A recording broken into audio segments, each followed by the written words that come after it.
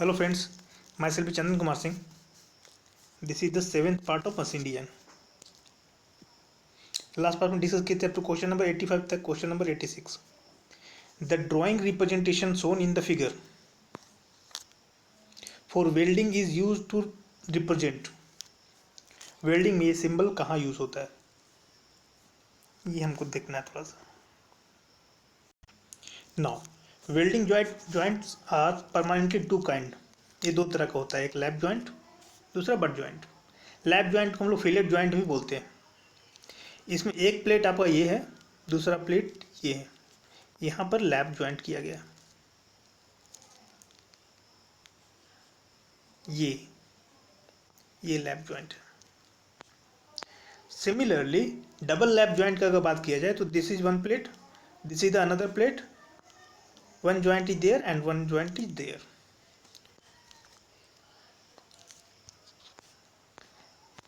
Next है parallel lap joint.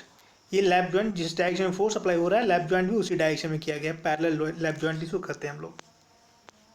Next है butt joint. Butt joint में क्या होता है कि एक पार्ट आपका यहाँ, एक पार्ट आपका यहाँ. यहाँ पर हमको बट जॉइंट करना है, वेल्डिंग करना है. दैट मीन्स ये portion. Butt joint form by the placing the plate edge to edge इसको प्लेस किया जाता है and welding them. Grooves are sometimes cut. ये जो ग्रूव है इसको समटाइम कभी कभी क्या किया जाता है, काटा भी जाता है स्पेशल शेप में. According to shape of the groove the butt joint may be of different type. Square butt joint, single V butt joint, double V butt joint, single U butt joint, double U butt joint, single J butt joint, double J butt joint, single bevel butt joint and double bevel butt joint. इतना तरह का butt joint possible है according to the shape of the groove. जैसे आप यहाँ पे देख सकते हैं, ये स्क्वायर बट जॉइंट है, यहाँ पर भी बट जॉइंट है, ये डबल भी बट जॉइंट है. सिमिलरली आप यू बट जॉइंट भी देख सकते हैं, डबल यू बट जॉइंट भी देख सकते हैं, बीवेल बट जॉइंट भी देख सकते हैं, वगैरह वगैरह. ये रहा आपका कॉर्नर जॉइंट, कॉर्नर में बट जॉइंट किया गया. ये एज जॉइंट, दो प्लेट के ऊपर एज में बट जॉइंट किया गया है. यह है टी जॉइंट. इतना तरह का जॉइंट पॉसिबल है. फिलेट जॉइंट में फिलेट को रिप्रेजेंट करने के लिए फिलेट का सिंबल जो है वो इस तरह का यूज़ करते हैं.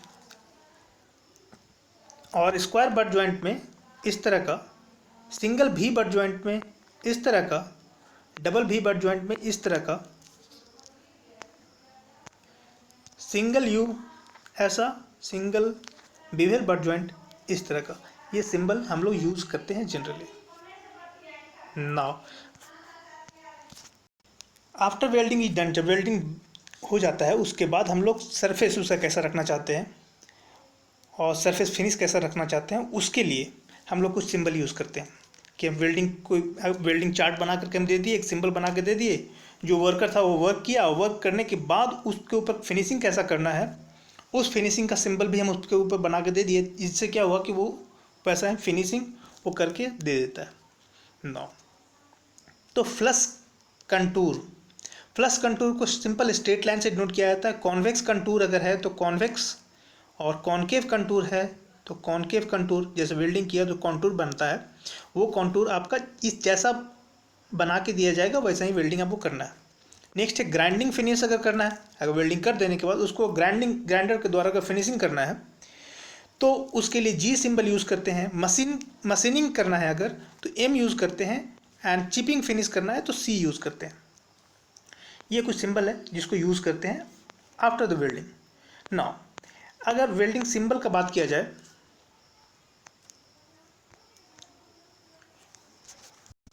वेल्डिंग सिंबल का अगर बात किया जाए तो इसमें जो यहाँ पर है ये कुछ बात है जिसको ध्यान में रखना है.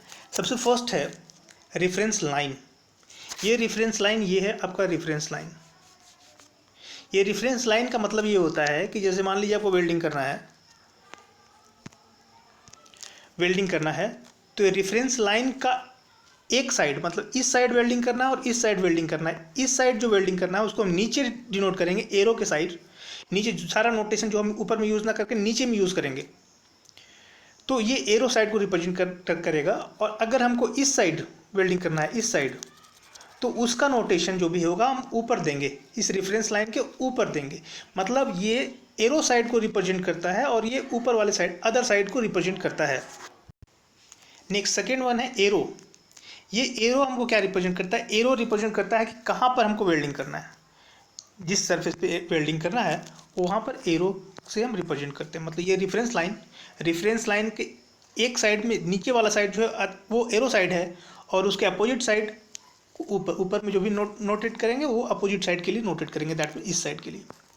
दूसरा है एरो। एरो हमको कहाँ पे वेल्डिंग करना है, वो एरो वो इंडिकेट करता है। नेक्स्ट है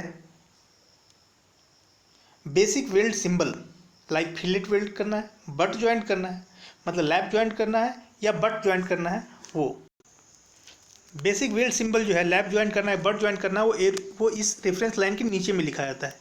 दैट मीन्स यहाँ पे अगर लैप ज्वाइंट करना है तो यहाँ पे लिख देंगे हमको लैप ज्वाइंट, और अगर बट ज्वाइंट करना है तो लिख देंगे बट ज्वाइंट। नाउ नेक्स्ट है आपके पास वो है डायमेंशन। डायमेंशन में आप जहाँ कहीं भी आप लिखिएगा either arrow side, that means नीचे या ऊपर, कहीं भी लिखना है, उसमें सबसे लेफ्ट में हम जो लिखेंगे वो साइज लिखेंगे, उसके बाद उसका लेंथ लिखेंगे, उसके बाद उसका पिच लिखेंगे। अगर अदर साइड करना है तो वही साइज, फिर लेंथ और फिर पिच हमको ये लिखना होगा। नेक्स्ट डायमेंशन के बाद है सप्लीमेंट्री सिंबल। सप्लीमेंट्री सिंबल हम उसके बाद देना है हमको। दैट मीन्स कहने का मतलब है कि कुछ और हमको करना है। नाउ दैट मीन्स कहने का मतलब है कि यहाँ पर जहाँ पर रेफरेंस लाइन और एरो लाइन जहाँ मीट करता है वहाँ पर सिर्फ और सिर्फ आपको राउंड करना है, राउंड बीच में डॉट। तो इसका मतलब ये होता है फील्ड ऑल अराउंड। मतलब हमको इस साइड भी करना है और इस साइड भी करना है, दोनों तरफ वेल्डिंग करना है। लेकिन यदि ऐसा हो कि हमको इसको पूरा का पूरा ब्लैक कर दें, या इसके ऊपर या इसके ऊपर एक फ्लैग बना दें, इसका मतलब होता है फील्ड वेल्ड। फील्ड वेल्ड मतलब जिस फील्ड में हमको करना है, इस साइड करना है, मान लीजिए इस साइड एरो दिखा रहा है तो सिर्फ इसी फील्ड में करना है हमको इस फील्ड में नहीं करना है, तो वो होगा field weld symbol. Field weld symbol क्या हुआ? फील्ड वेल्ड सिंबल में डॉट, ये ऑल अराउंड हो गया, पूरा ब्लैक कर दीजिए तो फील्ड वेल्ड हो गया। और अगर डॉट है और डॉट के ऊपर अगर फ्लैग आप बना दीजिए तो ये फील्ड वेल्ड हो गया। और सिर्फ ऐसा है और यहाँ पर डॉट है तो इसका मतलब वेल्ड ऑल अराउंड हो गया। ये आपको ध्यान में रखना है।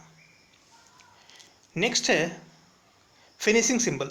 फिनिशिंग सिंबल का मतलब ये है कि हमको कैसा फिनिशिंग वहाँ पे चाहिए, मतलब ग्राइंडर से फिनिश चाहिए, वो फिनिशिंग सिंबल हमको, मान लीजिए ये फिनिशिंग सिंबल जो है, कुछ फिनिशिंग सिंबल यहाँ पर है, मान लीजिए ग्राइंडिंग फिनिश करना है, मशीनिंग फिनिश करना है, क्रीपिंग फिनिश करना है, जो भी करना है वो यहाँ पे GMSC आप लिख सकते हैं।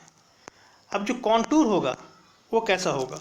यहाँ पर तो फ्लैश कॉन्टूर है, यहाँ पर कभी कभी कॉन्वेक्स या कॉनकेव कॉन्टूर भी होगा या कॉन्वेक्स कॉन्टूर भी होगा। तो यहाँ पर ये ग्रूव जो बना है, अगर V ग्रूव है तो उसका एंगल कितना है, वो एंगल को यहाँ पर रिप्रेजेंट करते हैं।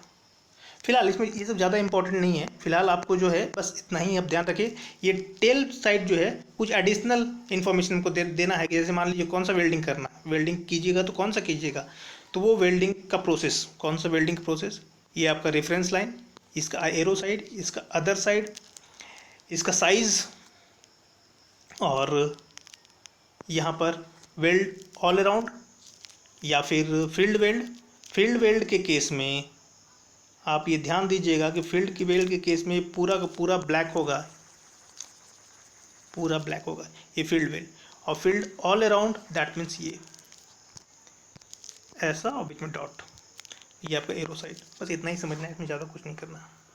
The drawing representation shown in the figure, the welding is use to represent, वो weld all around, this all around. Next है transverse fillet welded joint are design for. Transverse fillet कहीं किए हैं तो उसको किस लिए डिजाइन किया जाता है उसको देखते हैं। नेक्स्ट है the drawing representation shown in the figure. ये कौन सा है? तो फील्ड वेल्ड है, ये फील्ड वेल्ड। नेक्स्ट है transverse fillet weld joint. A transverse fillet weld subjected to tensile force P as shown in the figure. तो ये है आपका ट्रांसवर्स फिलेट, यहाँ पर तो गौर कीजिएगा, ट्रांसवर्स फिलेट, फोर्स इस डायरेक्शन में लग रहा है, फिलेट जो है वो इसके ट्रांसवर्स, फोर्स के ट्रांसवर्स डायरेक्शन में फिलेट। चलो नोटिस ये कीजिएगा, अगर हमको इस स्ट्रेस निकालना पड़े, इस फोर्स के वजह से स्ट्रेस निकालना पड़े तो कितना होगा? तो फोर्स अपॉन परपेंडिकुलर एरिया, चूँकि ये टेंसाइल स्ट्रेस जनरेट होगा, force upon perpendicular area. Perpendicular area कौन सा? तो ये परपेंडिकुलर एरिया। अब एक बात की बताइए हमको कि stress is equal to force upon perpendicular area, जो कुछ भी है। ये परपेंडिकुलर एरिया अगर हम बढ़ाते हैं तो ये स्ट्रेस क्या होगा? घटेगा।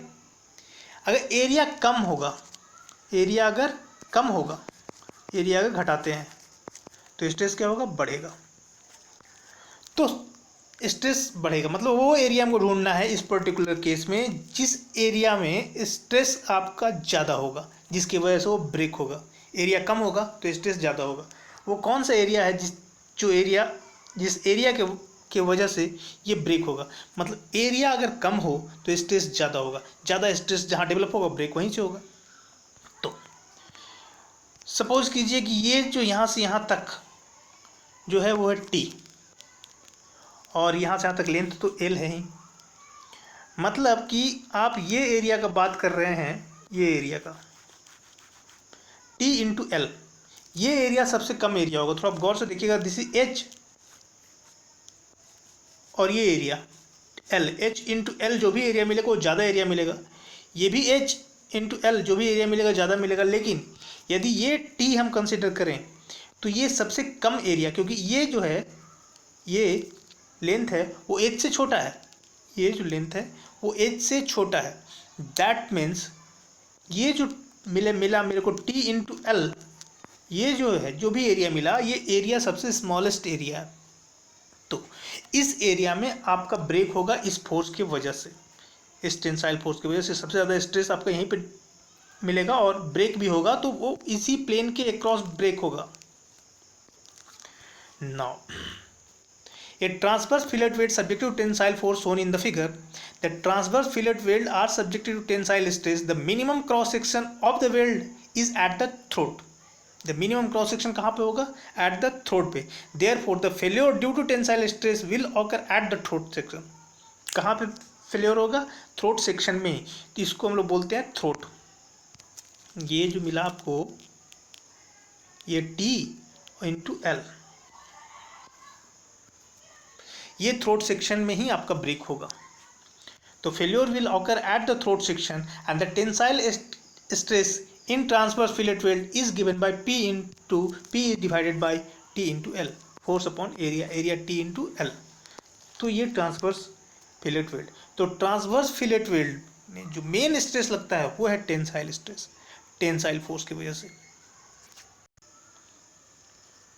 तो transverse fillet weld joint are designed for tensile strength. Next is the drawing representation as shown in the figure is known as field weld.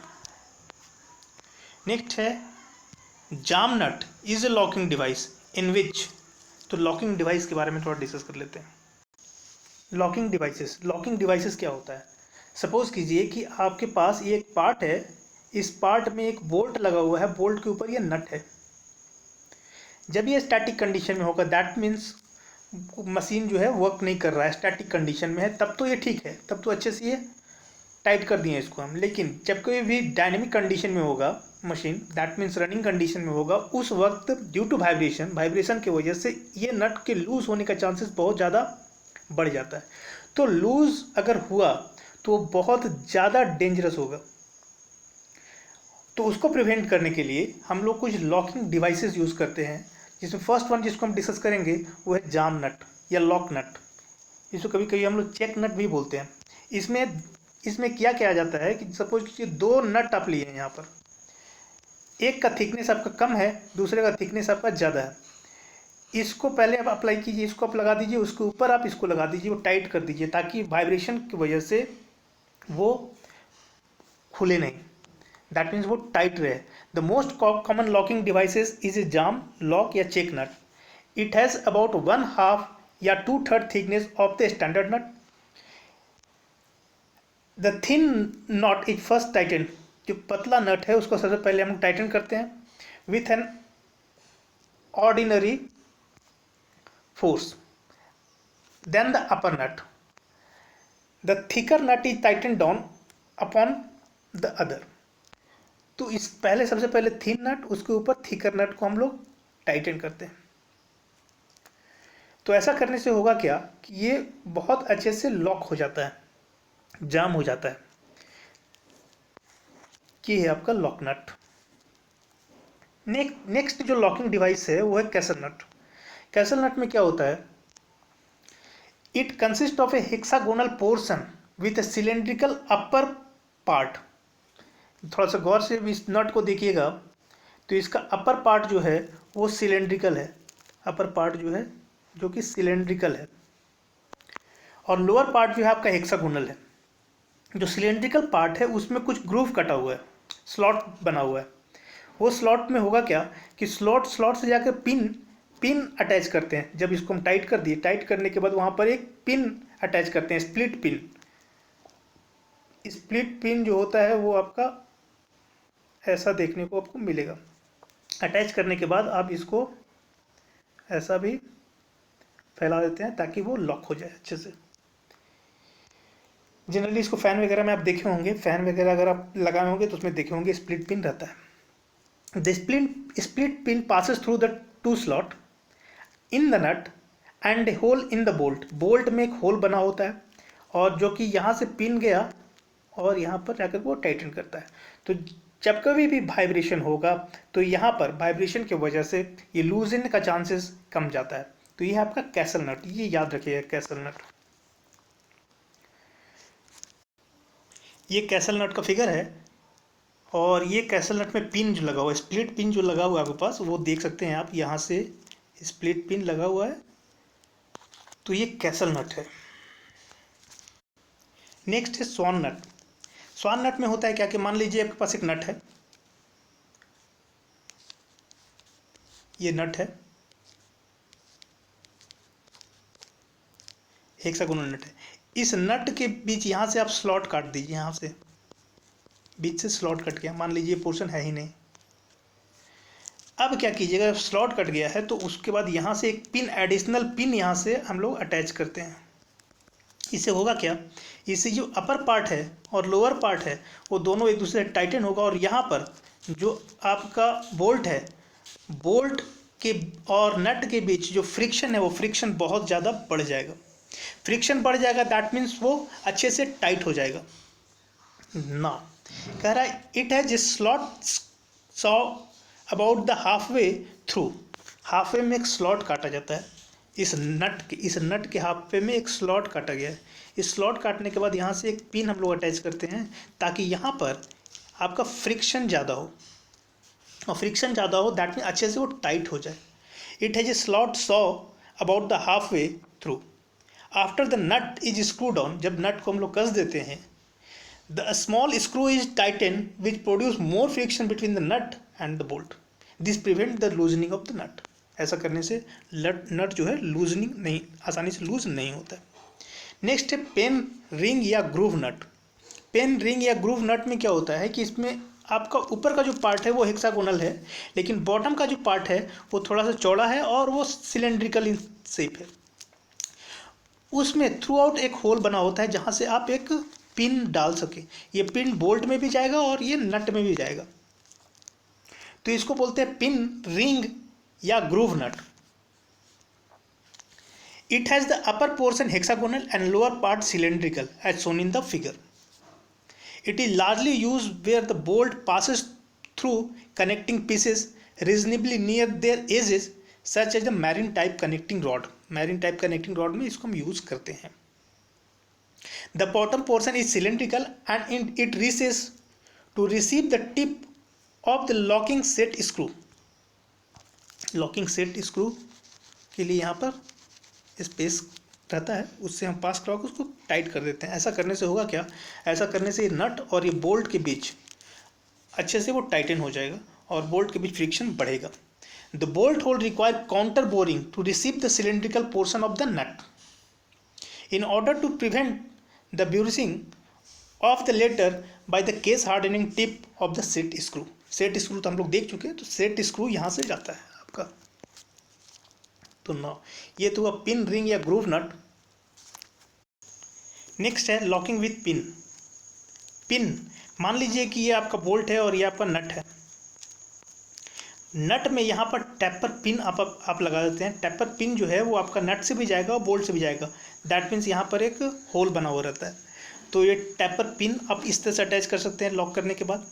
दूसरा है स्प्लिट पिन भी आप अटैच कर सकते हैं। जैसे कि मान लीजिए ये बोल्ट है और यहाँ पर नट है, नट के ऊपर यहाँ पर आप स्प्लिट पिन यूज़ कर सकते हैं। तो ये लॉकिंग विथ पिन हो गया। तो बहुत सा मेथड है जिसकी वजह से हम लॉक करते हैं नट को बोल्ट के साथ, ताकि जब कभी भी वाइब्रेशन हो तो वो लूजन नहीं हो। ये कुछ स्टैंडर्ड मेथड था जिसको हम देखें अभी। तो जाम नट क्या होता है? Jam nut is a locking device in which one smaller nut is tighten over the main nut and main nut is tighten against the smaller one. Option number A. Next है the pitch of threads on a lock nut in comparison to pitch of the nut. अब कह रहा है कि pitch क्या होगा। अब चूंकि यहाँ पर हम देख सकते हैं कि pitch of the threads of the lock nut हम किसको कहते हैं? स्मॉलर वन वाले को लॉक नट बोले थे। उसके ऊपर आप बिगर विड्थ, जिसका विड्थ ज़्यादा था उसको आप टाइट किए थे, ये लॉक नट हुआ। तो लॉक नट में पिच ऑफ द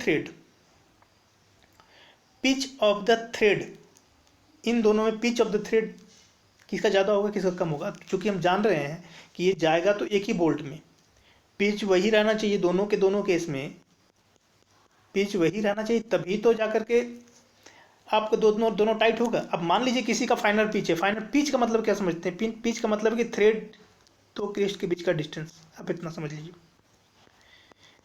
अगर पिच डिफरेंट है तो टाइट ही नहीं होगा ना, क्योंकि दोनों नट को हमको इसी बोल्ट में टाइट करना है। तो इसलिए पिच जो होना चाहिए वो सेम होना चाहिए। नेक्स्ट है the nut shown in the figure. इस फिगर में जो नट दिखाया गया है वो कौन सा नट है? तो आप गौर से देखिए, तो आप देख सकते हैं यहाँ पर कुछ स्लॉट कटा हुआ है, तो इसको हम लोग कैसल नट बोले थे, कैसल नट। नेक्स्ट है the screw head shown in the figure. कुछ स्क्रू हेड इससे पहले हम देखे थे रिवेट का हेड, बोल्ट का हेड। स्क्रू हेड के बारे में थोड़ा डिस्कस कर लेते हैं, देख लेते हैं, वो भी ध्यान में रखिएगा आप। कैप स्क्रू के बारे में डिस्कस कर चुके हैं। Cap screw are similar to the bolt except that they are of small size. तो मान लीजिए सारा स्क्रू है। अब स्क्रू का हेड जो है, यहाँ पर जो हेड आपको देखने को मिल रहा है वो हेक्सागोनल हेड दिख रहा है। यहाँ पर जो दिख रहा है उसको बोलते हैं फिल्स्टर हेड और ये राउंड हेड, दोनों में डिफरेंस क्या है आप यहाँ थोड़ा देखिए गौर से। तो ये है आपका डिफरेंस, ये पूरा राउंड है और जबकि ये पूरा राउंड नहीं है, ये ऊपर का पोर्शन सिर्फ राउंड है। तो ये फिल्स्टर हेड, ये राउंड हेड, ये फ्लैट हेड, ये हेक्सागोनल डिप्रेशन हेड और ये है आपका फ्लूटेड सॉकेट। तो कहने का मतलब है इतना तरह का हेड है जो कि इम्पोर्टेंट है। इससे अलावा भी बहुत सा होता है, लेकिन जो इम्पोर्टेंट है वो यहाँ पर दिया गया है, उसको ध्यान में रखिएगा। Now the screw head shown in the figure. इस फिगर में स्क्रू हेड कौन सा है? ये फिल्स्टर हेड, राउंड हेड नहीं मारिएगा। नेक्स्ट है buttress thread are usually found in which application. Buttress thread में हम जानते हैं कि बट्रेस थ्रेड में रूट का स्ट्रेंथ बहुत ज़्यादा होता है।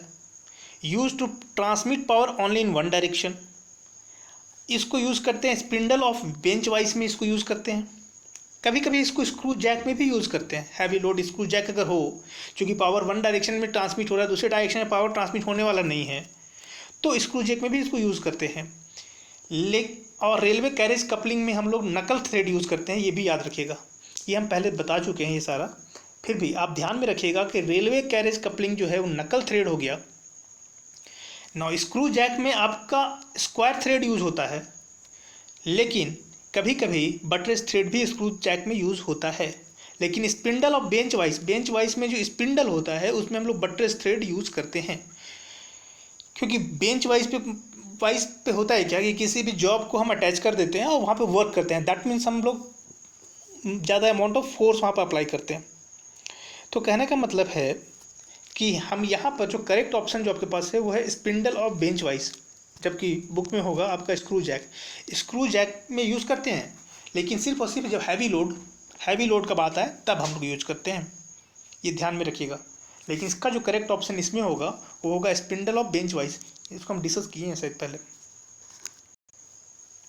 नाउ यहाँ पर आप देख सकते हैं स्पिंडल और बेंच वाइस, ये बटरेस थ्रेड के बारे में डिस्कस किए हैं हम लोग पहले। Use to transmit power in one direction, large root strength. Next है नकल थ्रेड का यूज़ कहाँ करते हैं हम लोग? रेलवे कैरेज कपलिंग में, ग्लास बोतल के नेक में या मोल्डेड इंसुलेटर में हम लोग यूज़ करते हैं। नेक्स्ट और हम लोग देखे थे क्या, एक्मे थ्रेड का यूज़ हम लोग बेंच वाइस में भी करते हैं, लीड स्क्रू ऑफ लेथ में भी इसका यूज़ करते हैं। नेक्स्ट है स्क्वायर थ्रेड हम लोग कहाँ यूज़ करते हैं? इसमें power transmission in either direction, feed mechanism of machine tool, valve spindle, screw jack में इसका यूज़ करते हैं। रूट स्ट्रेंथ इसका लो होता है, जबकि हम लोग बटरेस थ्रेड में देखें रूट स्ट्रेंथ आपका हाई होता है। तो यहाँ पर ध्यान रखिएगा कि feed mechanism of machine tool का फीडिंग मैकेनिज्म में हम लोग स्क्वायर थ्रेड यूज़ करते हैं, स्क्रू जैक में स्क्वायर थ्रेड यूज़ करते हैं। वाल्व कहीं भी है, मान लीजिए 2 स्ट्रोक इंजन, 4 स्ट्रोक इंजन वगैरह, स्टीम इंजन, जहाँ कहीं भी वाल्व का काम आता है वहाँ पर जो वाल्व का जो स्पिंडल होता है वो चूँकि वो स्क्रू से जुड़ा हुआ रहता है, तो वो स्क्रू जो होता है वाल्व स्पिंडल का जो स्क्रू होता है उसमें हम लोग स्क्वायर थ्रेड देखने को मिलता है वहाँ, ये ध्यान रखिएगा। तो लीड स्क्रू जो है वो आपका एक्मे थ्रेड, और फीड मैकेनिज्म के जहाँ कहीं भी बात आएगा वहाँ स्क्वायर थ्रेड यूज़ होता है, ये ध्यान में रखिएगा आप।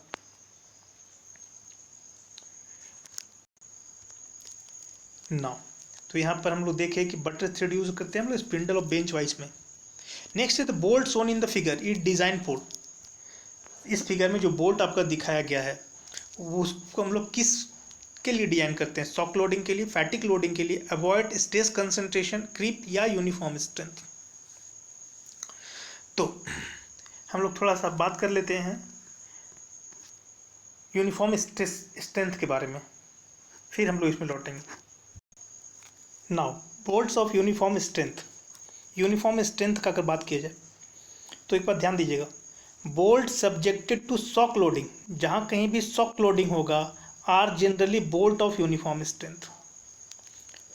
शॉक लोडिंग अगर होगा, कहीं भी शॉक लोडिंग अगर होता होगा तो वहाँ पर बोल्ट ऑफ यूनिफॉर्म स्ट्रेंथ हम लोग यूज़ करते हैं। Bolt subjected to shock loading are generally bolt of uniform strength. Uniform strength का मतलब क्या है? यूनिफॉर्म स्ट्रेंथ का मतलब ये है कि सपोज कीजिए,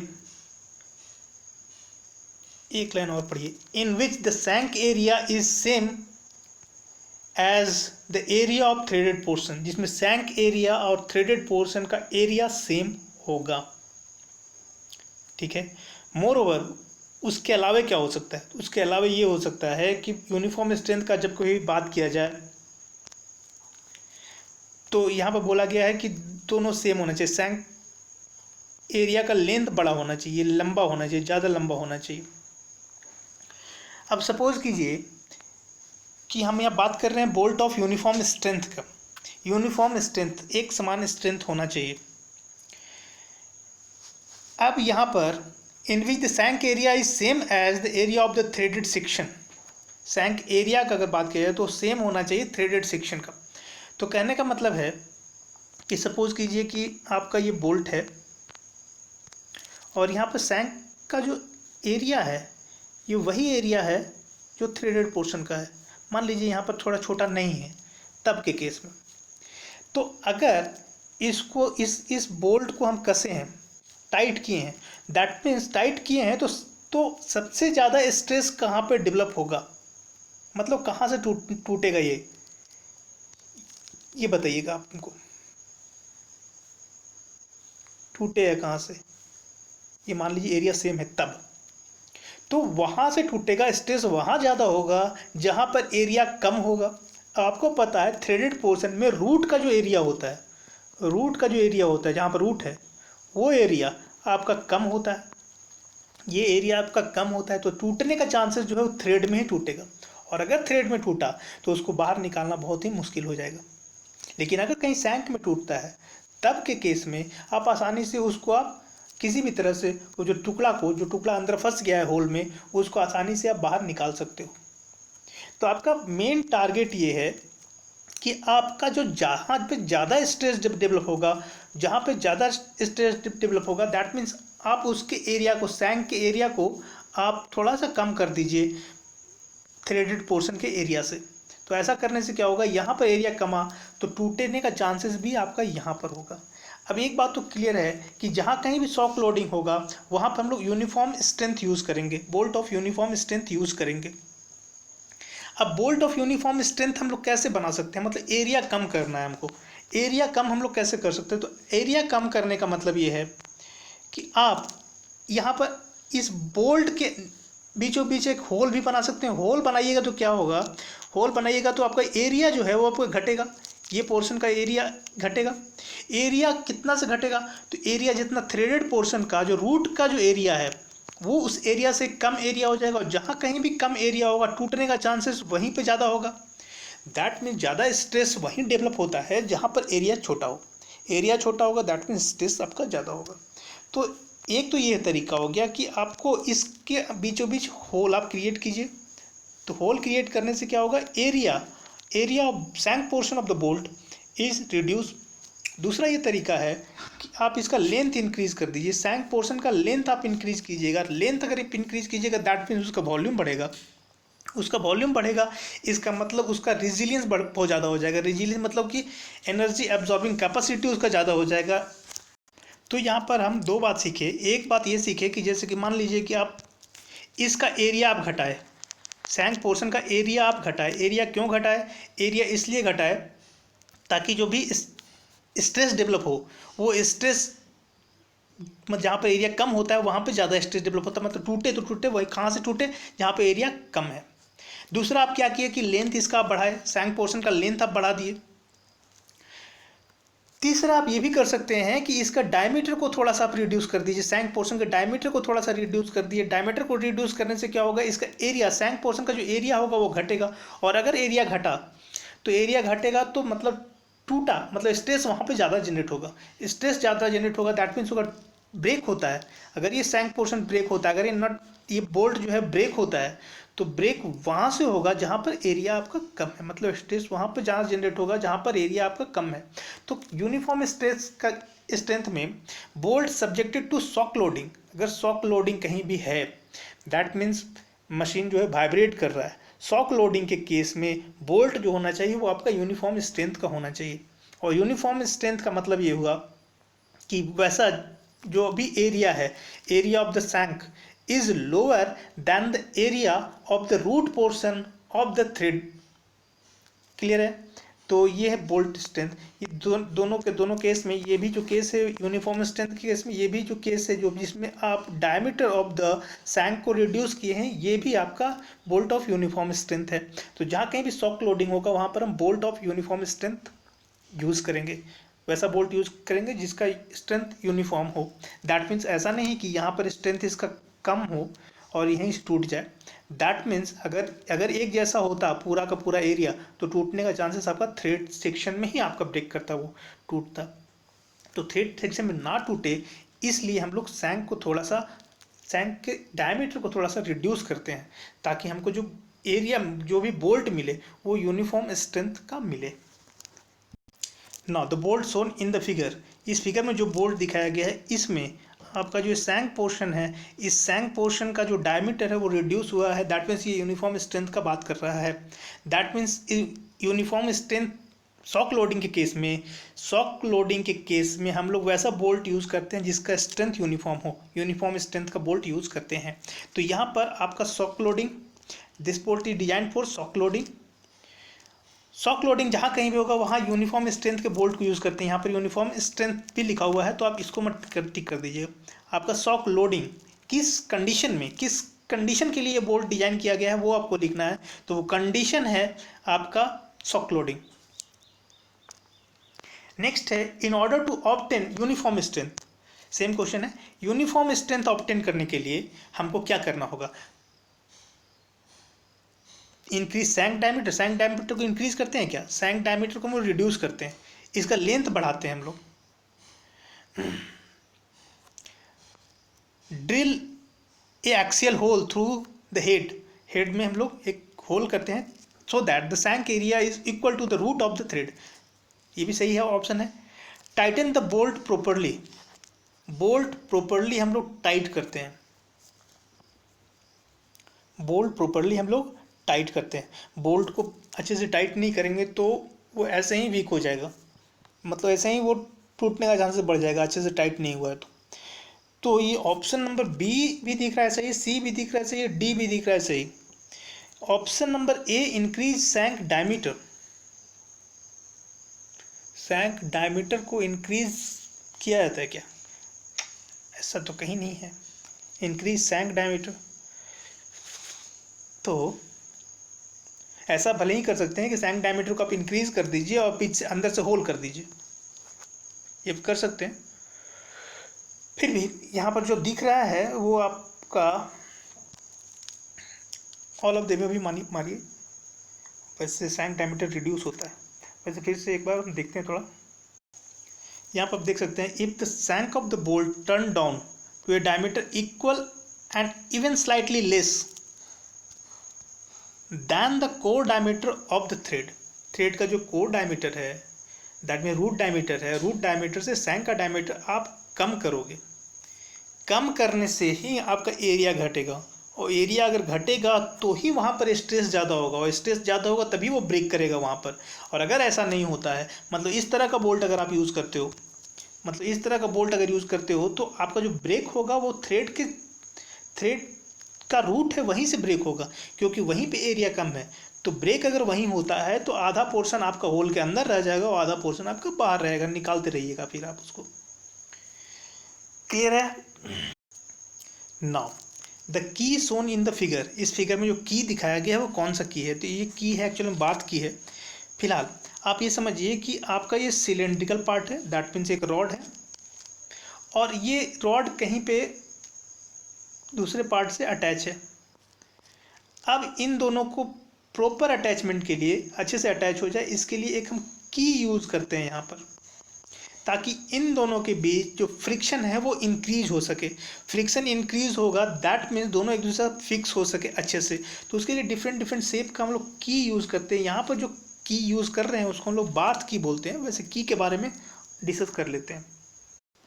नाउ की क्या होता है? Key are use to prevent the relative motion between the shaft and the connected member through which the torque been transmitted. Suppose कीजिए कि यहाँ पर ये आपके पास ये एक शाफ्ट है और ये एक दूसरा मेंबर है, जिसको भी आप शाफ्ट भी बोल सकते हैं, कुछ और भी मेंबर हो सकता है। अब कहने का मतलब है कि ये अगर रोटेट करेगा, ये अगर रोटेट करेगा, ये अगर रोटेट करेगा तो आपका साथ में ये भी रोटेट करना चाहिए। दैट मीन्स अगर साथ में रोटेट करना चाहिए दैट मीन्स जो टॉर्क है वो यहाँ से इस शाफ्ट से इस शाफ्ट में ट्रांसमिट हुआ। मतलब एक मेंबर से दूसरे मेंबर के बीच टॉर्क के ट्रांसमिशन को अलाउ करने के लिए हम लोग क्या करते हैं, दोनों को एक दूसरे से अटैच करते हैं। अटैच कैसे करते हैं? तो वो की के मेंबर के मदद से करते हैं। तो डिफरेंट शेप का की पॉसिबल है। इससे होगा क्या, की को यूज़ करने से होता है क्या कि एक मेंबर दूसरे मेंबर के साथ अटैच हो गया। अब अगर एक मेंबर रोटेट करता है तो दूसरा मेंबर भी साथ साथ रोटेट करेगा। तो की का बहुत सा शेप हो सकता है। यहाँ पर जो आप देख सकते हैं, यहाँ पर स्क्वायर की यूज़ किया गया है। जिसका विड्थ b है और लेंथ l है। यहाँ पर भी, यहाँ पर रेक्टेंगल स्क्वायर की में लेंथ विड्थ दोनों इक्वल क्या है?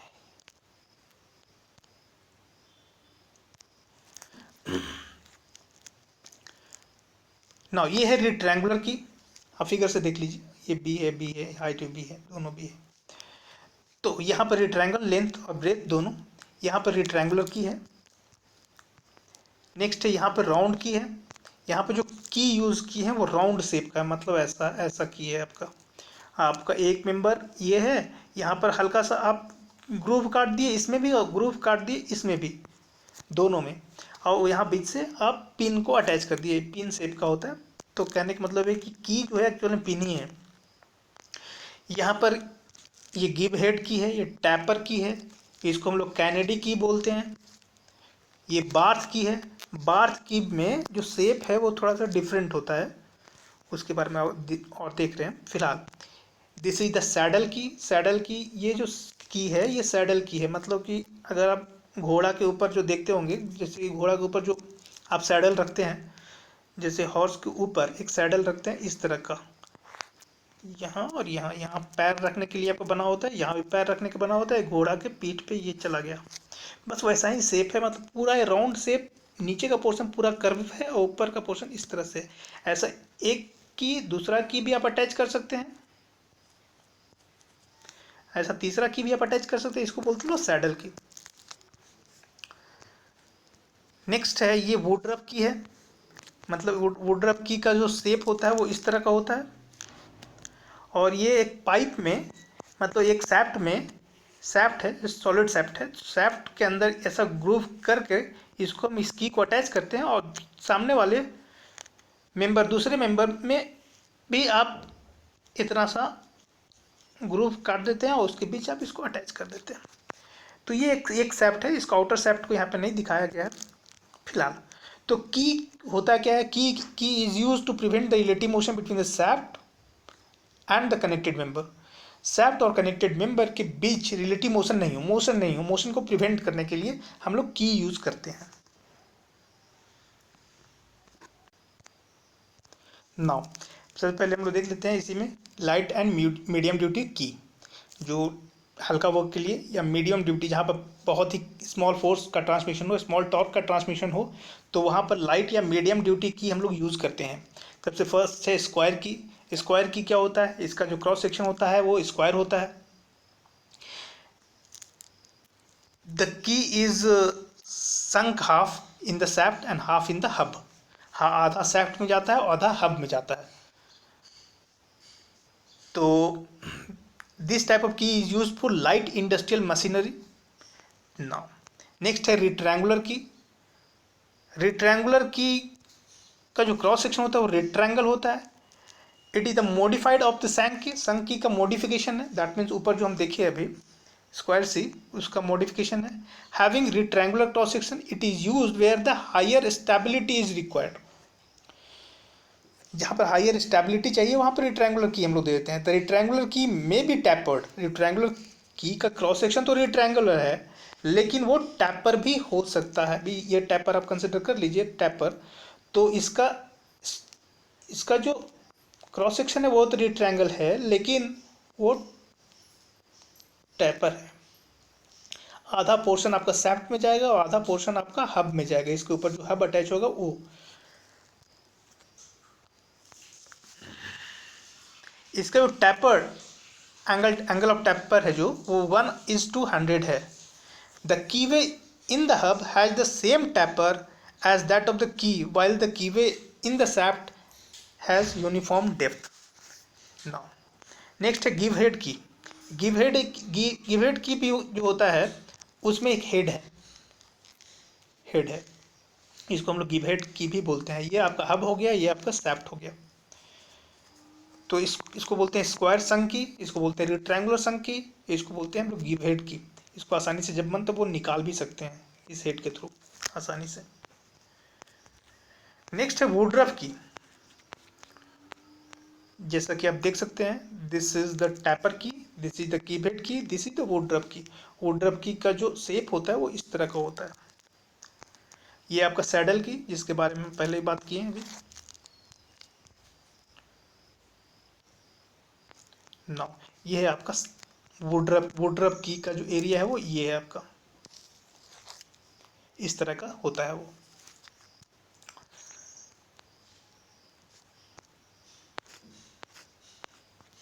तो ये जो सारा की देखे आप, वुडरब की, रेक्टेंगुलर शंक की, स्क्वायर शंक की, गिव हेड की, ये सारा मीडियम ड्यूटी में आता है। मीडियम ड्यूटी या लाइट ड्यूटी में इसका यूज़ किया जाता है। नेक्स्ट अब हाई ड्यूटी के बारे में बात करते हैं। हाई ड्यूटी की, राउंड की जो है वो हाई ड्यूटी में यूज़ किया जाता है। राउंड की जो है वो टैपर होता है, वो टैपर होता है 1:200। राउंड की तो है 1:200 का टैपर एंगल होता है ये। It has prove a satisfactory for the heavy duty torque transmission. Heavy duty torque transmission के लिए इसका यूज़ हम लोग करते हैं। The main advantage of the round key to produce less stress concentration at the keyway in the shaft. The mean diameter of the pin is generally taken as a 1/6 of the shaft diameter. अब इसका जो mean diameter होगा वो 1/6 of the shaft diameter, जो shaft आप use कर रहे हो वहाँ पर जो टैपर आप यूज़ करना होगा वो टैपर कम से कम उसका 1/6 पार्ट होना चाहिए इसके डायमीटर का। डायमीटर अगर 6 मीटर का है तो जो पिन यूज़ करेंगे वो 1 मीटर का यूज़ करेंगे हम लोग। पिन का मीन डायमीटर मतलब यहाँ का डायमीटर और यहाँ का डायमीटर में जो मीन डायमीटर होगा वो होगा आपका 6 या 1 मीटर का, 1 मीटर का होना चाहिए मीन डायमीटर। नेक्स्ट है Barth key. Barth key is the modification of the rectangular key which has 2 bevelled shape.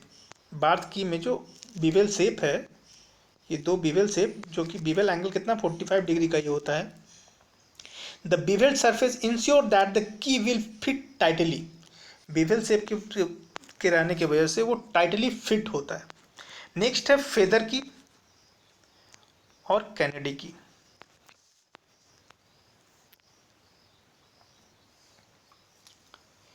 Feather की इट कंसिस्ट ऑफ 2 स्क्वायर की which is placed at 90 degree या 120 डिग्री अपार्ट। मतलब 2 square की को अगर हम attach कर दिए तो वो जो बनेगा उसको बोलते हैं कैनेडी की। ये दोनों के बीच का जो एंगल है वो है 90 डिग्री का या 120 का भी हो सकता है अप्रोक्स। यहाँ पे आप अटैच कीजिएगा। The torque transmission capacity of this key is higher than that of the square key. Square key से ये ज़्यादा टॉर्क ट्रांसमिट कर सकता है।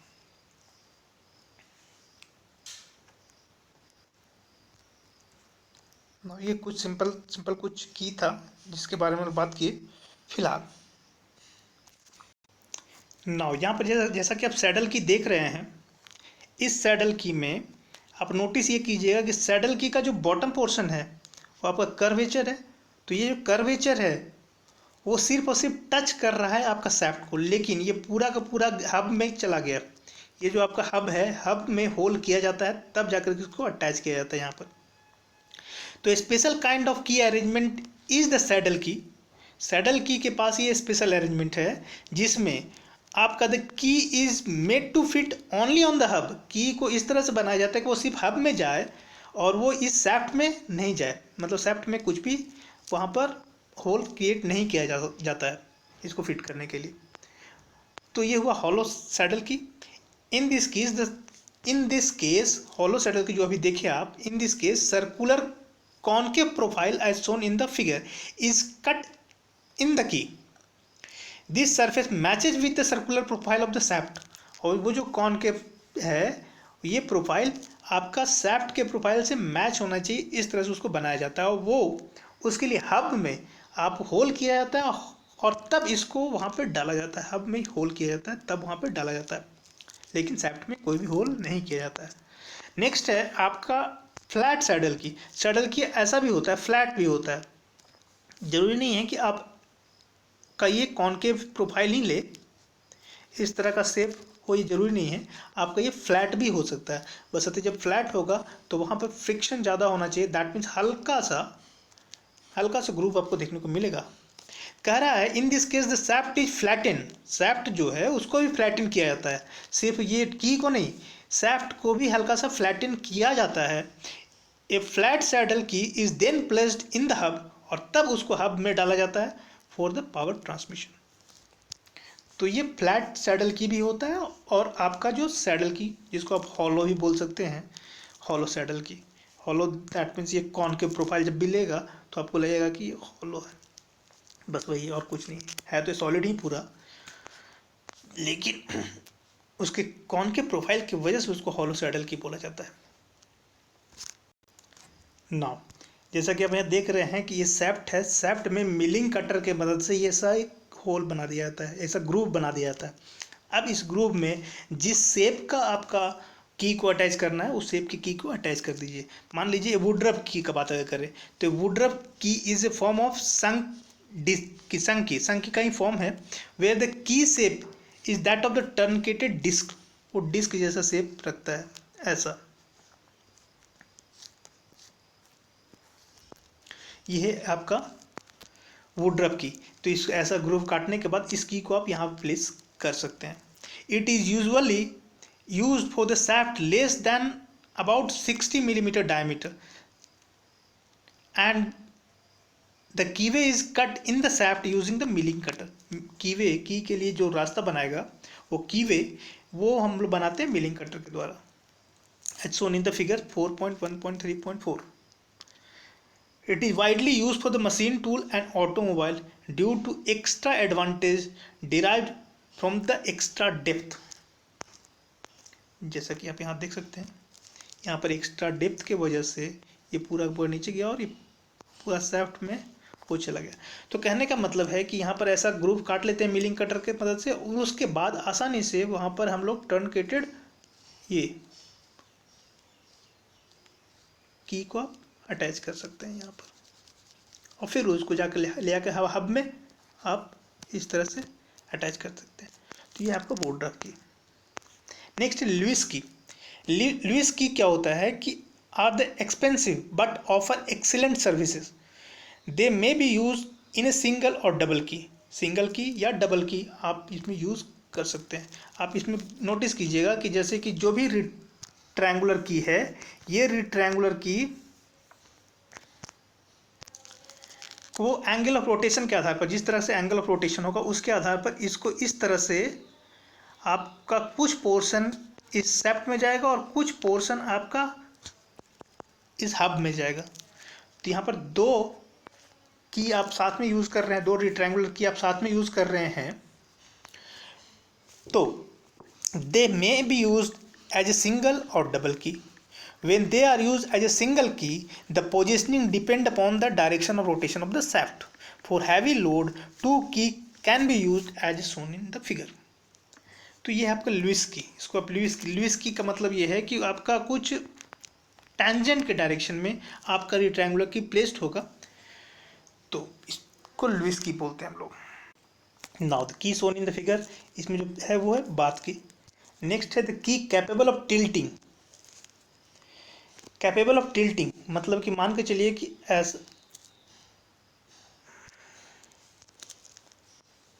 ऐसा की आपका है,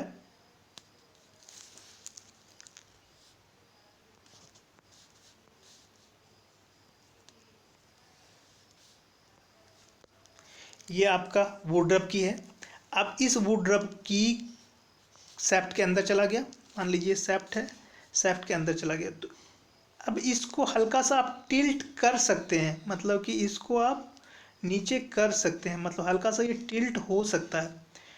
लेकिन अगर ये फ्लैट की होता तो टिल्ट का कहीं बात नहीं आता, टिल्टिंग का बात आ रहा है। दैट मीन्स इस वुडरफ की को हम इस रिसेस में, जो मिलिंग कटर के द्वारा जो रिसेस बनाए हैं इस सैफ्ट में, उसमें हम इसको हल्का सा टिल्ट कर सकते हैं, मतलब कि इस पोर्शन को नीचे की तरफ लेके गए और इस पोर्शन को आप ऊपर की तरफ लेके गए, तो वो जो ऊपर जो हब में जाएगा वो टैपर जैसा दिखेगा आपको। तो the key capable of tilting in a recess milled out in a shaft is known as Woodruff की।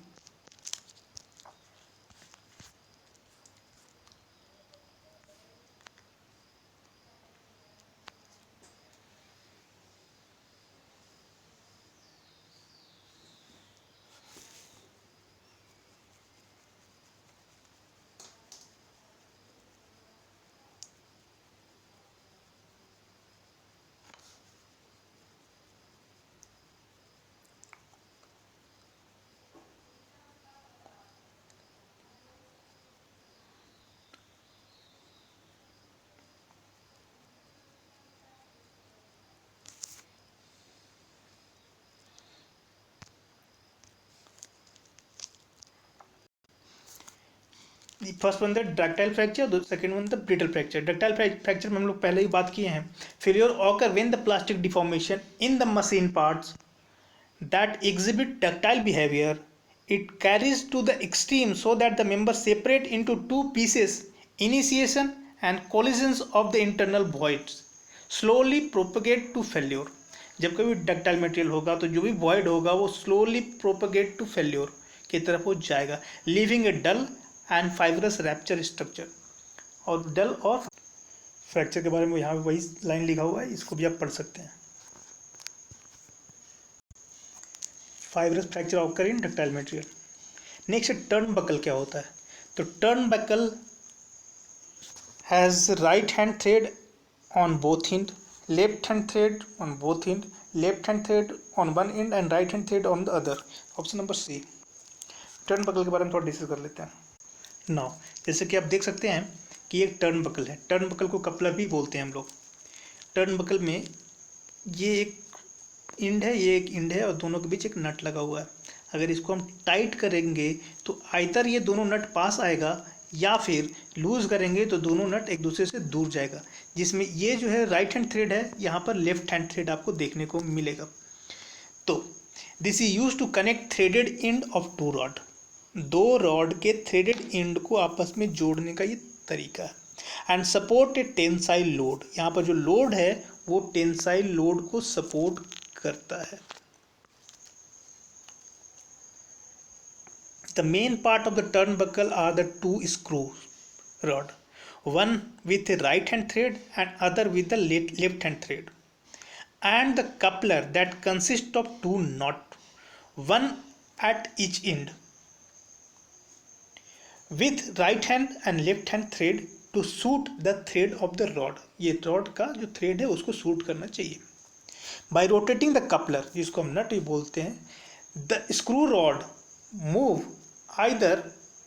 will either move closer या go apart depending upon the direction of rotation। तो ये है आपका टर्न बकल। तो turn buckle के पास क्या होता है? Left hand thread on one end and right hand thread on the other end. Next है eye bolt is use for. Eye bolt हम लोग क्यों यूज करते हैं? तो आई बोल्ट के बारे में थोड़ा देख लेते हैं। Now this is the I bolt. इसका यूज़ करते हैं हम लोग लिफ्टिंग के लिए या ट्रांसपोर्टेशन के लिए। लिफ्टिंग ऑफ हैवी मशीनरी को उठाने के लिए इसका यूज़ करते हैं। इसके एक एंड में आप थ्रेडेड रॉड है, दूसरा एंड जो है उसमें आपका होल आपको देखने को मिलेगा। दैट मीन्स ऐसा। यहाँ पर आपका हुक यहाँ पर आप हुक से यहाँ पर जोड़ दीजिएगा और किसी मशीन पार्ट को उठाना है तो यहाँ से उठा सकते हैं। ये आपका जो थ्रेड है ये कहीं थ्रेडेड होल में के अंदर जाएगा। तो eye bolt is use for lifting and transportation of heavy machinery on the shop floor. It consist of a ring of circular cross section at the top end and threaded portion at the lower end. The threaded portion is screw inside the threaded hole on the top surface of the machine to be lifted. जिस machine को उठाना है वहाँ पर उसको किसी hook से और रोप से अटैच करने के बाद उस हुक को इसके अंदर फंसा देते हैं और इसको मशीन को एक जगह उठा के दूसरी जगह लेके जाया जाता है। एक क्रेन हुक और chain is inserted in the circular ring. इस रिंग में आप उसको इंसर्ट करते हैं। The circular ring is called eye, जिसको हम लोग आई भी बोलते हैं। The threaded portion of the eye is subjected to tensile stress due to weight being lifted. जो वेट उठाया जाता है उसके वजह से इसके अंदर जो टेंसाइल स्ट्रेंथ जनरेट होता है, टेंसाइल स्ट्रेस जनरेट होता है। तो ये होगा आपका eye bolt. Eye bolt is use for, eye bolt क्यों यूज करते हैं? Lifting and transportation of machine and cubicle. Next है elastic nut in a locking device. Locking device में बहुत से लॉकिंग डिवाइस पढ़े हैं, जिसमें यहाँ पर बात किया जा रहा है इलास्टिक नट के बारे में। फिलहाल आप ये देखिए ऑप्शन क्या है। One small nut is tighten over the main nut. ये किसका है? जाम नट, लॉक नट या चेक नट जिसको आप बोलते हैं, वो ये है। नेक्स्ट है slot is cut partially in the middle of the nut and then slot is reduce by tightening a screw. This is sawn nut. Sawn nut भी हम लोग देख चुके। नेक्स्ट है ऑप्शन नंबर सी, इसको रहने दीजिए फिलहाल, ये देखिए, through slots are made at the top of the cotter pin, मतलब पिन, मतलब कि lock nut with pin, cotter pin का यूज़ करते हैं, passes through these and the hole in the bolt and the cotter pin is splitted and bend in the reverse direction at the other end. ठीक है, ये भी हम देख चुके हैं। नेक्स्ट है, यहाँ बात किया रहा है इलास्टिक नट, मतलब हार्ड फाइबर या nylon cutter is raised in the nut. Nut में हार्ड फाइबर या नाइलॉन कॉटर दैट मीन्स आप कह सकते हैं, हार्ड फाइबर कहने का मतलब है कि जूट वगैरह आप यूज़ करते हैं नट को कसने के लिए ताकि अच्छे से वो टाइट हो जाए, तो जूट वगैरह का रस्सी वगैरह यूज़ करते होंगे आप, तो वहाँ पर उसी को हम लोग बोलते हैं यहाँ पर elastic nut. And becomes threaded as the nut is screw on the bolt causing a tight grip. Tight grip के लिए हम लोग हार्ड फाइबर या नाइलॉन कॉटर यूज़ करते हैं, तो यहाँ पर ध्यान रखिएगा इलास्टिक नट का मतलब वही है, तो आप इसको याद रखिएगा, ऑप्शन नंबर सी।